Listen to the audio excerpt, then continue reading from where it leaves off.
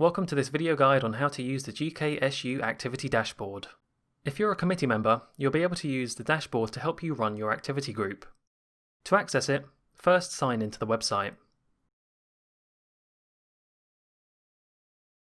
Then click the ball icon in the top right hand corner. When you first enter the dashboard, you'll see a general overview of your account. This includes some basic statistics at the top, any activity memberships you have, any recent purchases you made, as well as any upcoming events you have. You can click on View All Memberships or Memberships on the left-hand menu to go to the main page listing all of your memberships to activity groups, as well as if you're a committee member. On the right-hand side, you're able to toggle whether you receive emails from this group or not. It's recommended you keep this on.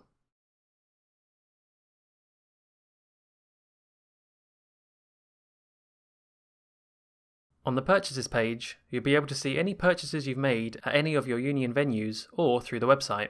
This includes things like activity membership products and event products. On the Settings page, you're able to see a very basic overview of your personal information, including your name, student ID, member type, and email address. And finally, if there's any forms we need you to fill out, you'll find them on the Forms page. Back on the Overview page, if you want to manage your activity group, click the Manage button. At the top of this page, you're able to see how many members are part of your group. This is how many people have paid and signed up to your group. Next to it, you'll see Interested Members. This is how many people have registered interest to your group but have not yet bought a membership product. Next to that, you can see how many emails you've sent out to your members. And finally, next to that is how many active products you currently have available. Underneath those figures, you're able to see a complete list of your committee members. And below that is a list of any upcoming events your group currently has. Click on the Members tab on the left-hand side to see a complete list of your group members. The first tab shows you a complete list of all members, including their student ID, their name, their member type, when they purchased their membership, and the date they joined. On the Interested Members tab, you'll be able to see a list of any people who have registered interest to your group, but not yet joined.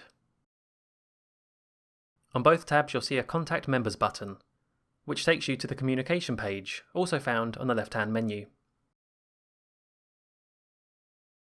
Here is where you'll be able to send any emails to your current members or interested members.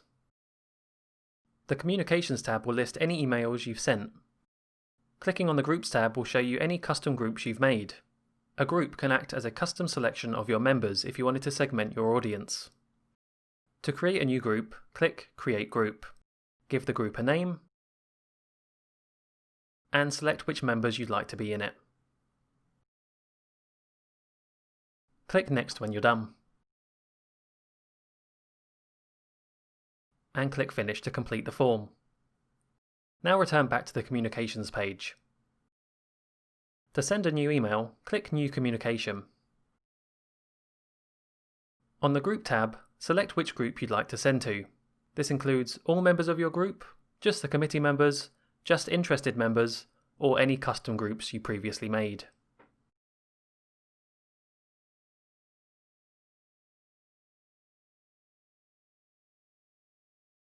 After you've chosen, click Next. On the Content tab, this is where you decide your subject line and the actual content of your email. The content box works like a mini Word document, giving you the ability to format your text any way you want.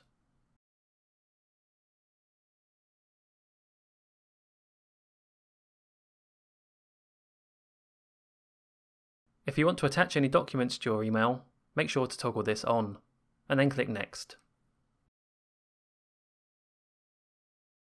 On the Attachments tab, you're able to drag and drop up to 2 attachments to add to your email. Once you're done, click Next. And finally, click Finish to complete the form.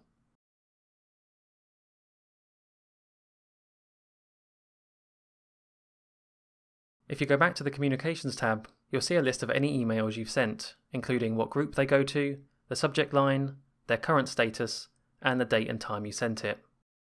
Emails will initially be set to pending, but will eventually turn to sent once they've done so. Clicking this icon will give you a full overview of the email you just created. Despite the fact you send email on the activity dashboard, you'll receive email from your members in a different place. Your group's email is actually a Google account, so you'll be able to sign in to access Gmail and Google Drive. To do so, click Sign In on the Google homepage. Enter your group's email address and click Next.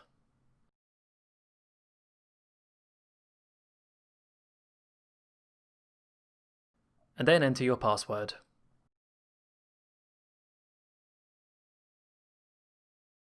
Click on Gmail to go to your inbox.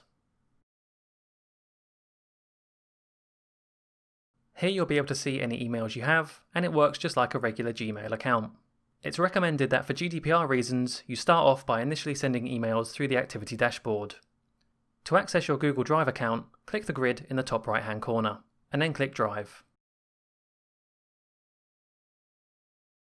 Here you have a place to upload any resources or documents related to your group. It works just like a personal Google Drive account.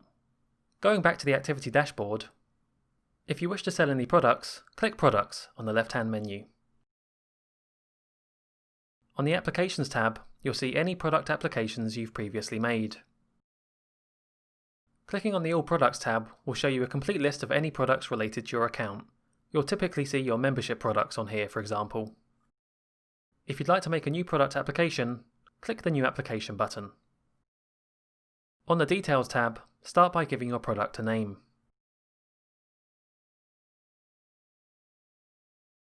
Then give it a price, making sure to include 2 decimal places. Next, using the Calendar drop-down, set when you'd like the product to start and stop selling.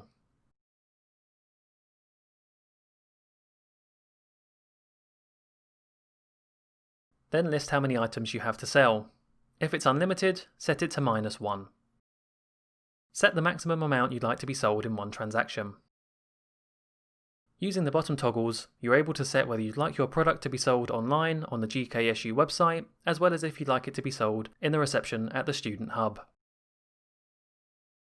Once you're done, click Next.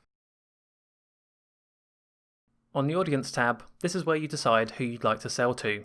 Here you can select if students are able to buy your product, if public are able to buy it, or if you'd just like it to be limited to your group members. Selling to students means they'll need to be signed into the website and have their student ID card ready at reception. If you set it to public, you don't need to be signed into the website and you don't need any student card. If you set to sell to group members, only people who have bought memberships to your group will be able to purchase the product. Once you're done, click Next. On the Finance tab, select the department, nominal, and VAT rate for your product. The drop-down for department should only include your group. For the nominal drop-down, select either society or sports, depending on what type of group yours is. And finally, on VAT, there should only be one type to choose from. Once you're done, click Next. And then click Finish to complete the form. If you return to the Products page, you're able to see your applications in the list, including its name, its price, its decision, and the date you submitted it.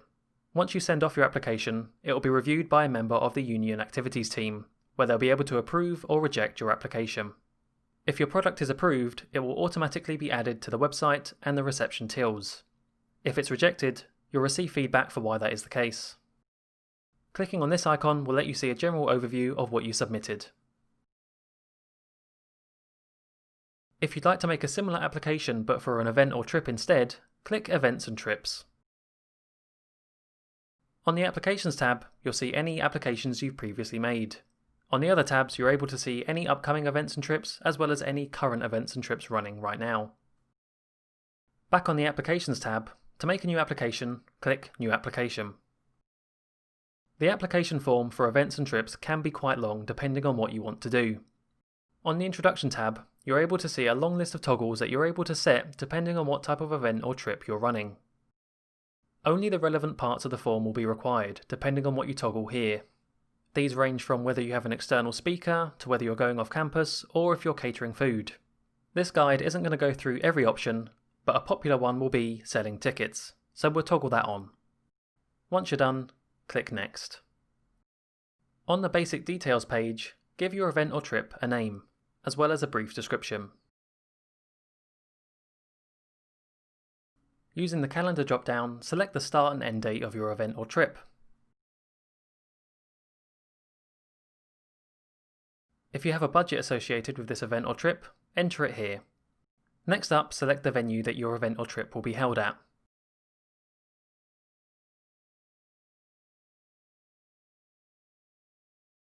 Finally, you're able to toggle whether you want this event listed on the website, as well as if you require a float.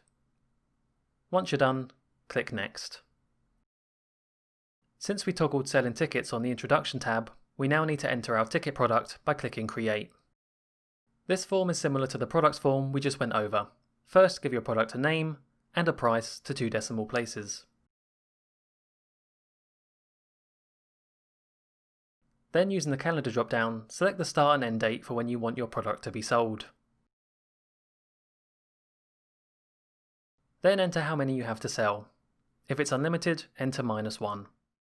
Put how many you'd like as a maximum per transaction, and then toggle whether you'd like it to be sold online or physically at the reception. Next up, you're able to toggle who you'd like to sell to, whether it be students, public, or just your fellow group members. Finally, enter the finance information required for the product. In the department drop-down, select your group. Under Nominal, select Society or Sports depending on what your group is, and finally select the VAT. Once you're done, click Submit. You'll now be able to see the product you just set up under the Products tab. If you'd like to delete it or edit it, use these 2 icons here. If you're ready to move on, click Next. Notice how the form has jumped down and skipped a lot of the sections. This is because we didn't toggle these ones on the Introduction tab. Under Additional Information, toggle whether this event is in collaboration with any other group. If so, give a brief description. You're also able to set whether you require any equipment. Once you're done, click Next. A risk assessment is required for any event or trip. Drag and drop your risk assessment here to upload, and then click Next.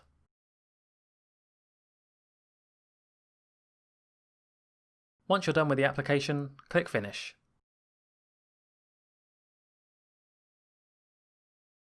Back on the Events and Trips page, you're able to see any applications you've previously made, including its title, the date you submitted it, any staff feedback, and the final decision that staff have made. To see an overview of what you submitted, click this icon.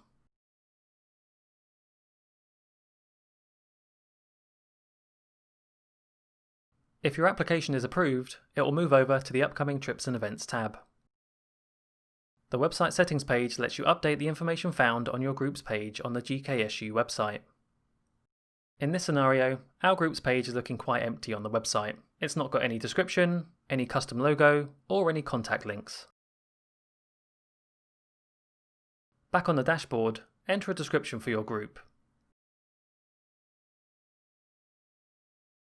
Underneath, you're able to set any social media links you'd like listed on your page. Finally, you can drag and drop your own group logo. Once you're done, click Next and then click Finish. If your request is approved, you'll be able to see the changes on the website. The Resources page will give you a quick way to get to the Activity Resources page on the main website.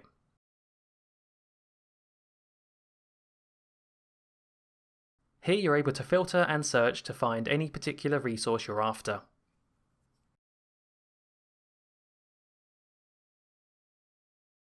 Once you're done using the activity dashboard, just remember to log out in the top right-hand corner.